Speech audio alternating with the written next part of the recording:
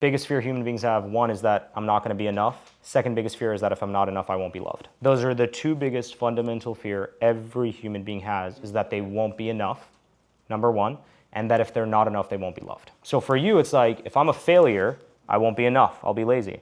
And if I'm not enough, I can't get the wife I want. I can't be the son I want, right? So growing up, I was very driven by certainty, right? I grew up in a very domestic violence house. I've seen fucking horrific shit growing up, man. I've seen my mom's teeth knocked out, yada, yada.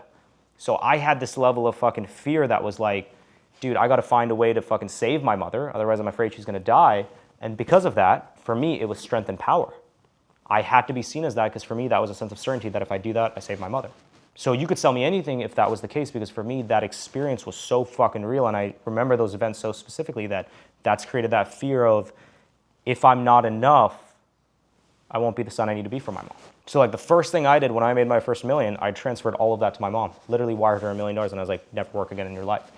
So because I wanted to be seen as that strength and power, I wanted to show my dad that, fuck man, put a fucking hand on her. I fucking got her taken care of. So there's depth to all this, what you want to be seen as. That depth is what causes somebody to say, fuck, I got to get there. And if you would have framed things to me in a way back then of like not being the son you want to be in objection handling, I'd be like, fuck man, I'm that son. You guys see the difference? There's a different level of depth. In that role play, if I sell him on being the dad he wants to be and this dude thinks he's going to fucking give me an objection, and I sell him on the fact that he needs to be seen, because based on that role play you and I did, strength and power being the dad you wanted to be, but it was also approval. So if I'm objection handling you and I create negative association to you not being the father you could be, and that's the label I use of like, hey man, what happens if you don't become that dad? If I use that label, how much more powerful is that objection handling? How much easier is it going to be to convert the sale and get this guy to follow through? Way easier. We attach labels with meaning. That meaning is usually a past experience. So my label of being a good son, the meaning behind that was I had to be successful, dude.